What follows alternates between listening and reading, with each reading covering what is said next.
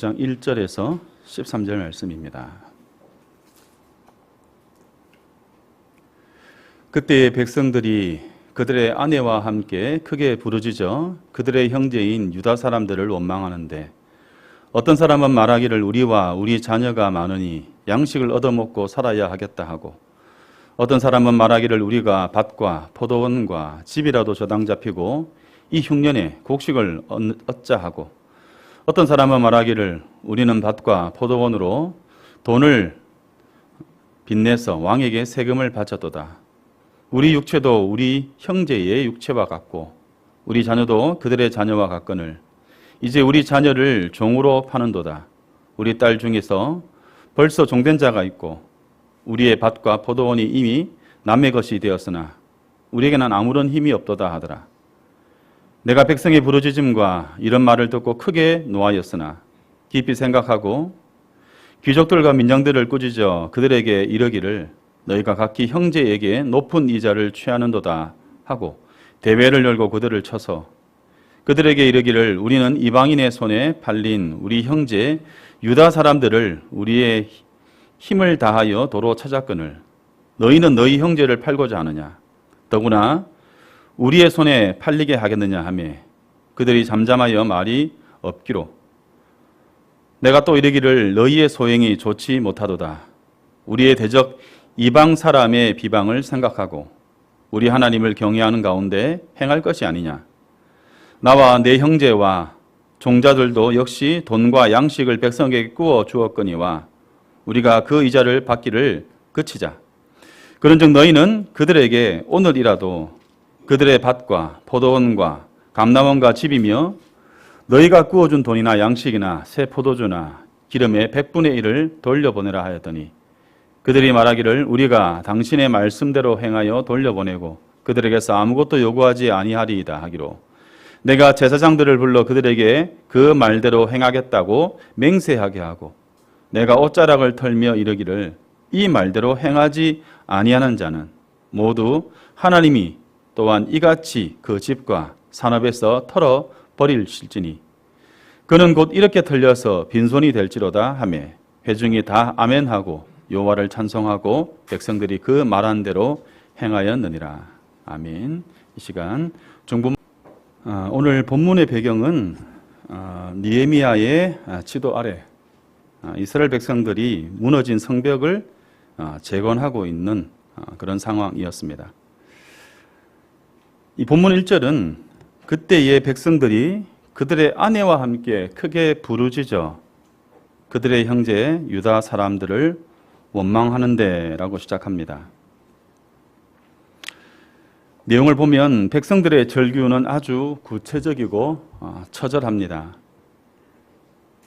요즘 고증을 걸친 시대극을 이제 보면서 역사에 나오는 민초들, 이 서민들의 삶이 얼마나 취약했었는가를 더 실감하게 되는 것 같습니다. 2절에 보시면 자식이 많은데 당장 오늘 먹을 빵이 없는 그 현실에서 터져 나오는 절규입니다. 그리고 3절을 보시면 흉년 때문에 토지를 저당 잡혀서 곡식을 얻어야 하는 그런 상황입니다. 그리고 4절에서는 바사 왕에게 세금을 바쳐야 합니다. 하지만 돈이 없기 때문에 귀족들과 민장들에게 은을 빌려서 세금을 냈다라고 합니다. 하나같이 없는 현실에서 터져 나오는 하소연입니다. 절규입니다.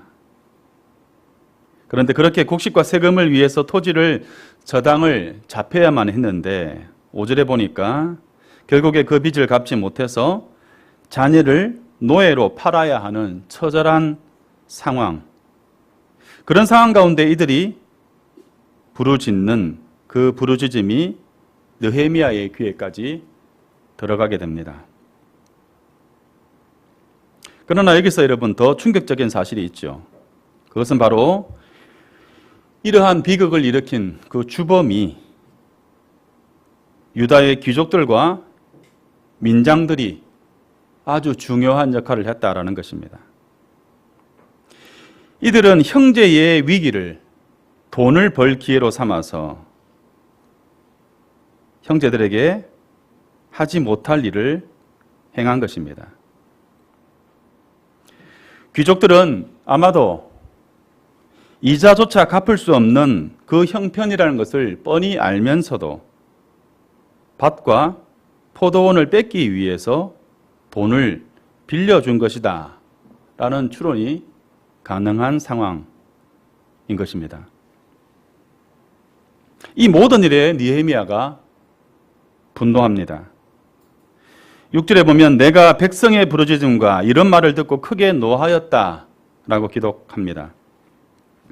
느헤미야는 크게 노하였으나 그 분노에 휩쓸리지 않고 감정적으로 즉흥적으로 대처하지 않습니다. 7절에 보면 깊이 생각하였다 라고 합니다. 깊이 생각하고 귀족들과 민장들을 꾸짖었다 했습니다. 이 문제의 본질적인 문제가 무엇인지를 파악하고 이 일이 성경적 원리로 볼 때에 어떤 불합리한 것이 있는지를 숙고한 이후에 그들의 잘못을 지적했습니다. 7절에 보시면 너희가 각기 형제의 높은 이자를 취하였다 이렇게 말씀하고 있습니다. 너희가 각기 형제에게 높은 이자를 취하였다.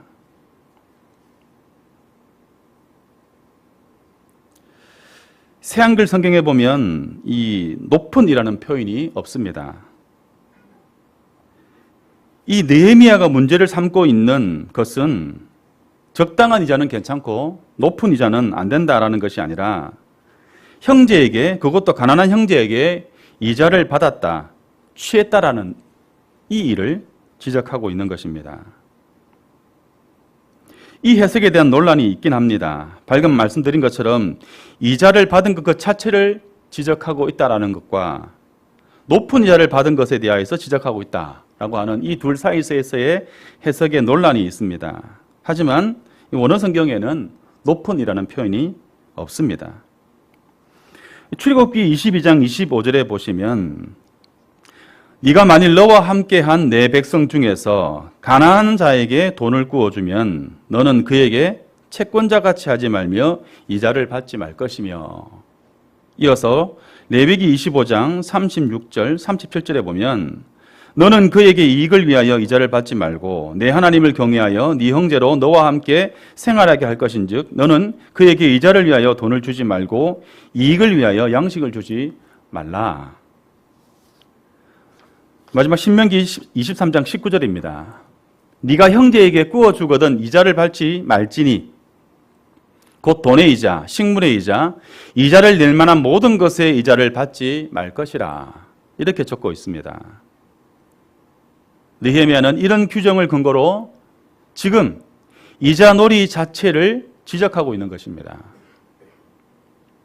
그의 분노의 포인트는 무엇입니까? 그의 분노의 포인트는 그들의 이자 놀이와 저당권에 대한 그 행사, 그것을 행하는 그 시점이 너무나 불의하다라는 것이죠. 대부분의 형제들이, 대부분의 백성들이 흉년으로 무거운 세금을 감당하지 못하고 먹을 것이 없는 그 시점에 원칙대로 계약도로 조치한 것에 대하여서 그것은 너무나 고의적이고 불의하다, 악의적이다 라고 분노하고 있는 것입니다. 느헤미야는 대회를 열어서 이 문제를 공론화합니다. 공론화하면서 두 가지로 이런 일을 벌인 귀족들과 민장들을 공박합니다. 8절을 보시면 우리가 이방인의 손에 팔린 형제들을 속량하여 데려왔거늘 이제는 우리가 우리 형제를 다시 팔고자 하느냐. 그리고 9절에서 그는 이렇게 일갈합니다. 이것은 더 근본적인 질책입니다. 우리 하나님을 경외하는 가운데 행할 것이 아니냐. 다시 말해서 여러분이 하나님을 경외하는 가운데 그 일들을 행하는 게 맞지 않습니까? 이런 의미입니다. 새한글 성경에서는 9절 하반절을 이렇게 번역합니다. 여러분은 우리 하나님을 두려워하며 살아야 하는 것 아닙니까? 하나님을 두려워한다면, 하나님을 경외하는 사람이라면 한 손으로는 거룩한 성벽을 쌓으면서 다른 한 손으로는 형제의 삶을 무너뜨릴 수는 없는 거 아닙니까? 최종적으로 느헤미야는 구체적인 올바른 지침을 제시합니다. 10절과 11절에 보면 이렇게 되어 있습니다. 우리가 그들에게 돈과 곡식을 빌려 주었거니와 우리가 그 이자를 받기를 그치자. 그런즉 너희는 그들에게 오늘이라도 그들의 밭과 포도원과 감람원과 집이며 이자의 100분의 1을 돌려보내라. 그렇게 명하고 난 이후에 제사장들을 불러서 그들로 하여금 맹세하게 합니다. 다시는 번복하지 못하도록 제사장 앞에서, 하나님 앞에서 맹세하게 하게 합니다. 여기서 볼 때 느헤미야는 단순히 아름다운 공동체가 되자, 서로 사랑하고 섬기는 이들이 되자, 힘들수록 서로 섬기자, 돕자, 이러한 추상적인 이야기를 하고 있는 것이 아니라 지금 당장 빼앗은 재산과 부당하게 취한 이자를 돌려주라. 이 적절하지 않은 이 시점에 그들에게 받은 이자를 돌려주라 라고 말하는 실천적인 결단을 요구합니다. 자, 여기서 여러분은 느헤미야의 이러한 일련의 조치에 대해서 어떤 생각이 드십니까? 먼저는 성경을 가져와 반론을 제기할 수도 있을 것입니다. 이스라엘에게는 그 유명한 희년 제도라는 것이 있습니다. 이 제도는 담보로 잡은 땅과 사람을 7년이 도래하는 그 해에 원래대로 돌려주게 하는 제도입니다. 그렇기 때문에 담보를 잡는 것은 율법에 저촉되는 것이 아닌 정당한 채권자의 권리라 볼 수 있습니다. 그래서 율법의 테두리 안에서 이루어진 합의 아래에 이루어진 계약이라면 불법이 아닌 것이죠. 해서 이런 생각을 하게 될 때에 귀족들이 억울해할 수 있습니다. 그리고 성경은 당연히 사적 재산을, 사적 소유를 인정합니다. 그러나 여기에서 우리가 반론을 제기할 수 있는 것은 먼저 성경은 소유의 한계를 정하고 있습니다. 다시 말해서 그 소유권은 엄밀히 말해서 절대적이지 않다라는 것입니다. 무슨 말이냐? 그 모든 소유의 최종 주권은 하나님께 있다라고 우리가 믿음으로 고백하고 있기 때문입니다. 인간은 단지 그것을 맡아 관리하는 청지기일 뿐입니다. 특히 이스라엘에게 땅은 사고 파는 부동산이 아닙니다. 하나님께서 맡기신 기업입니다. 따라서 소유의 권리만 주신 것이 아니라 그 소유를 잘 관리하고 사용할 책임도 함께 주신 것입니다. 하나님의 청지기로서 소유권자라는 것이 하나님의 땅의 소유권자이면서 청지기라는 것이 하나님의 사람들이 물질을 대하는 중요한 관점이다라는 것입니다. 그런데 이러한 원칙이 시간이 흐르고 어수선한 사회적 환경 속에서 희미해지고 해이해진 것입니다. 이 시대를 살아가는 우리 그리스도인들은 어떻습니까? 특히 자본주의, 신자본주의 시대를 살아가는 이 그리스도인들에게 더더욱 관리자보다는 청지기적인 어떤 관점보다는 소유권자라는 인식이 더 지배적인 것이 우리의 현실입니다.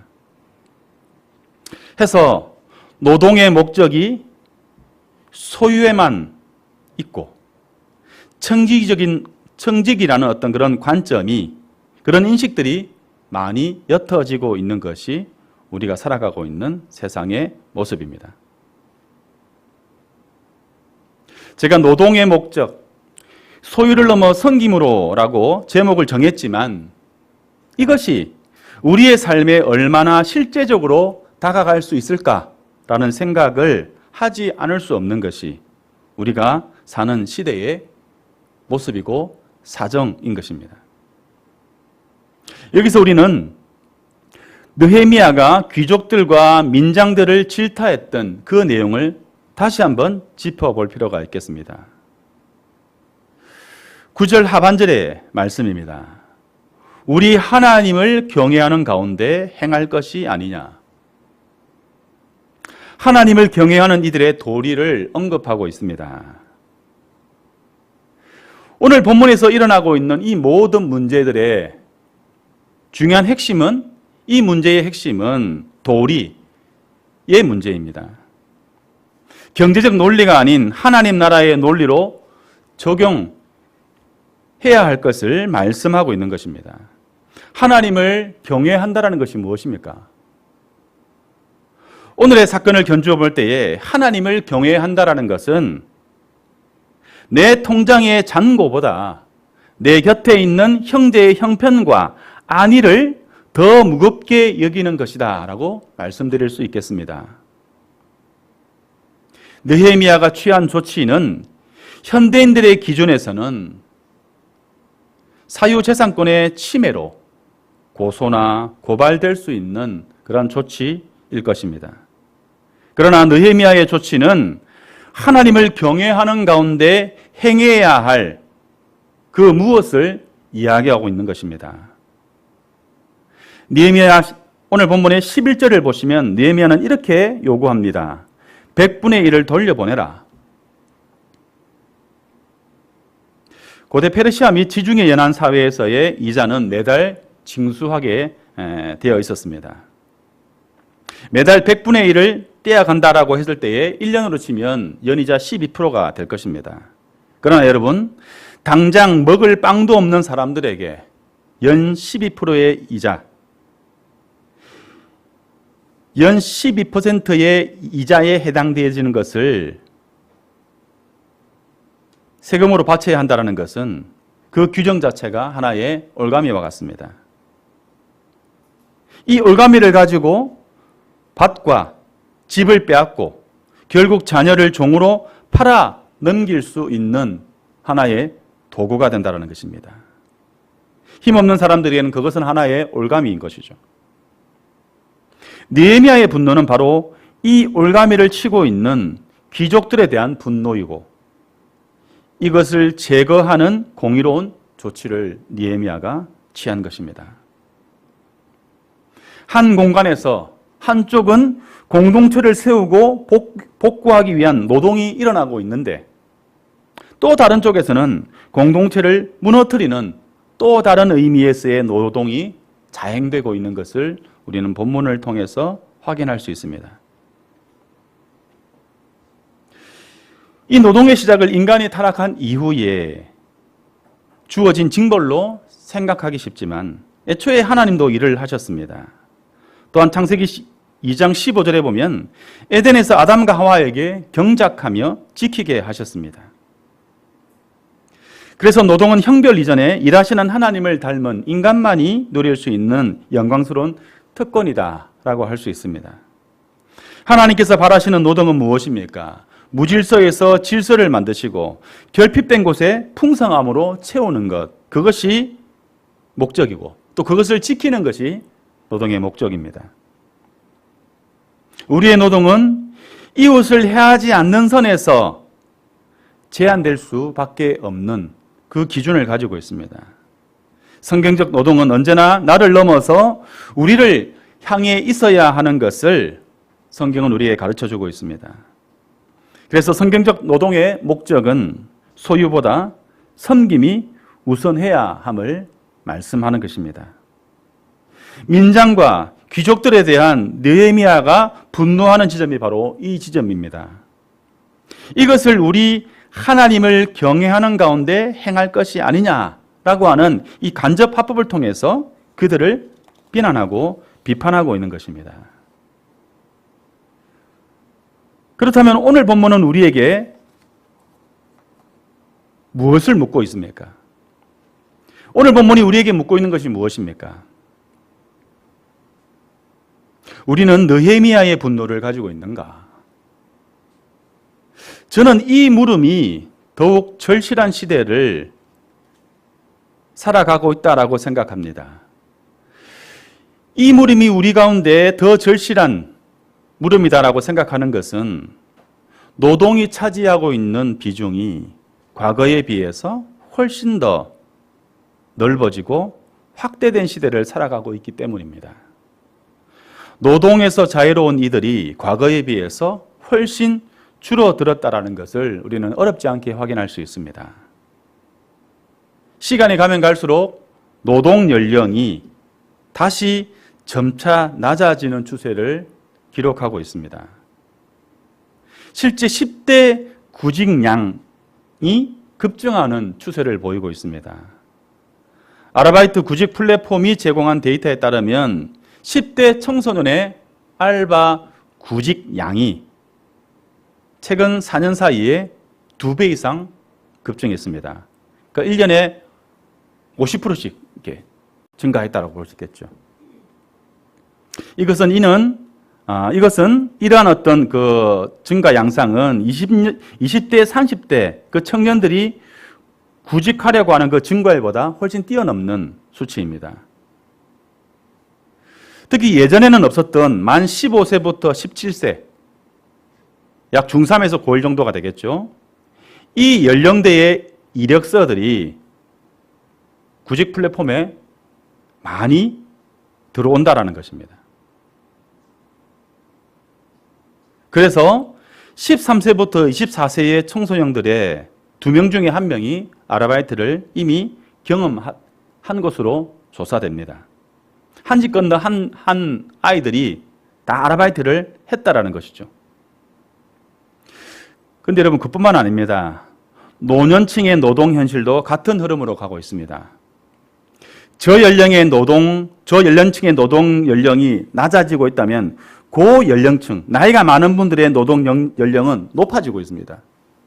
이미 퇴직하고 쉬어야 하는데 그렇지 못한다는 것이죠. 공부해야 할 친구들이 아르바이트를 해야 되고 퇴직하고 쉬어야 할 분들이 일을 해야 되는 그런 현실이라는 겁니다. 65세 이상의 노인 고용률이 40%에 가깝습니다. 이는 OECD 회원국 평균보다 2배의 수치입니다. 정확하게는 2.5배입니다. 이것은 우리가 알다시피 노인 빈곤율 1이라는 그 현실에 따른 필연이다라고 할 수 있습니다. 70대 초반의 연령의 분들 또한 OECD 기준에서 고용률이 2배를 초과합니다. 수치로 따지면 70세에서 74세 만으로 그분들의 고용률이 38%입니다.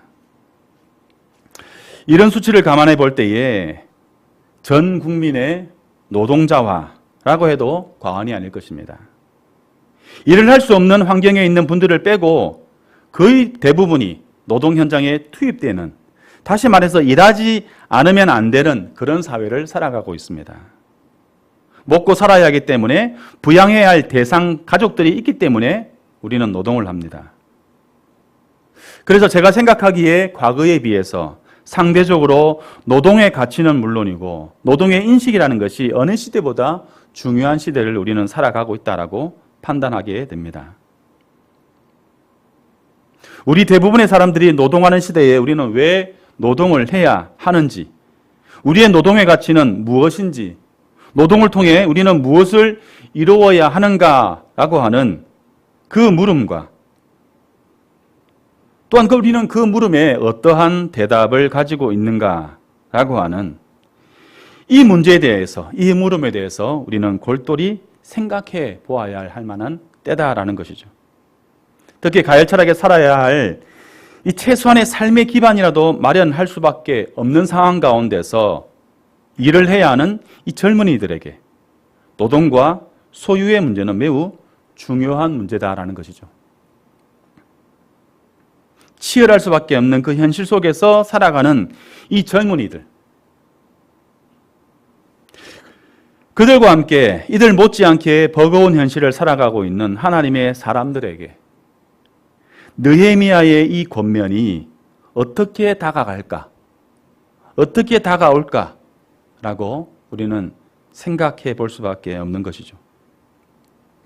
느헤미야가 구약의 상황에서 착취를 중단하라라고 외쳤다 한다면 사도 바울은 에베소서 4장 28절에서 노동의 목적에 대한 전혀 다른 요구를 하고 있습니다. 에베소서 4장 28절의 말씀입니다. 같이 한번 읽어보겠습니다. 시작. 도둑질하는 자는 다시 도둑질하지 말고 돌이켜 가난한 자에게 구제할 수 있도록 자기 손으로 수고하여 선한 일을 하라. 바울이 제시하는 노동의 가치는 탈취에서 기여로, 축적에서 나눔으로 전환할 것을 우리에게 권면합니다.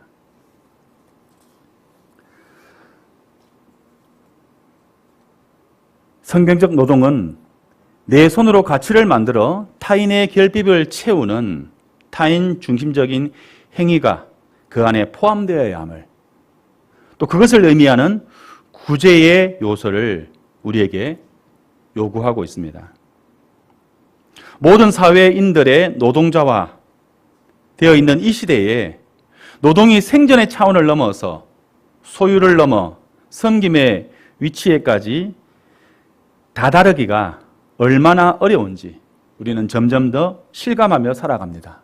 하지만 하나님의 말씀은 우리에게 요구합니다. 타인의 결핍을 채우는 구제의 요소가 노동의 목적 가운데 포함되어 있다라는 것이죠.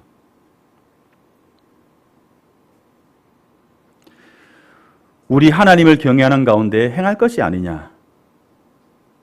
이 물음에 우리는 어떻게 반응하며 살아야 하겠습니까? 샘 레번슨이 쓴 시, 이 오드리 헵번의 평소에 가장 사랑했던 그 시로 알려져 있는 이 시. 이 시의 제목은 시간이 입증한 아름다움의 비결이라는 제목입니다. 사실 이 시는 마야 안젤루가 남긴 명언에서 가져왔다라고 합니다. 이 시에서 이런 구절이 있습니다. 네가 나이가 들면 손이 두 개라는 사실을 알게 될 것이다. 한 손은 너 자신을 돕는 것이고 다른 한 손은 다른 사람을 돕는 손이다.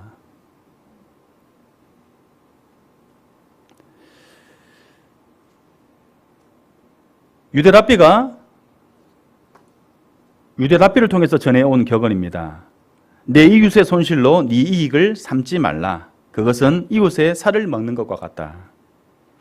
이익을 보는 사람이 있으면 손실을 보는 사람이 생길 수밖에 없는 것이 시장경제 체제입니다. 그러나 그렇다고 그 결과가 당연하고 정의로운 것은 아니다라는 것이죠. 그런 세상 속에서 하나님을 경외하는 가운데 행하는 사람들로 우리는 살아야 할 것을 말씀합니다. 하나님의 사람들은 노동의 이유와 목적을 묻고 성경에 합당한 선택을 하도록 우리에게 말씀합니다. 사랑하는 여러분, 예루살렘의 성벽을 재건하는 가운데 그 공동체를 지키기 위하여서 그들은 성벽을 재건합니다. 그러나 그 공동체의 재건은 성벽을 재건하는 것으로 돌을 쌓는 것만으로 완성되지 않습니다. 형제의 빚을 탕감해주고 빼앗은 밭을 돌려주며 함께 밥을 먹는 것, 그 모든 것을 통하여 관계의 회복이 일어나게 될 때에 하나님의 공동체의 성벽이 비로소 완성될 수 있는 것입니다. 우리의 노동도 마찬가지입니다. 우리의 수고가 누군가의 필요를 채우는 나눔으로 이어진다면 그것은 곧 하나님을 경외하는 가운데 행하는 것입니다. 나눔의 수고를 하는 거룩한 노동자로 우리의 주어진 시간들을 살아낼 수 있기를 바랍니다.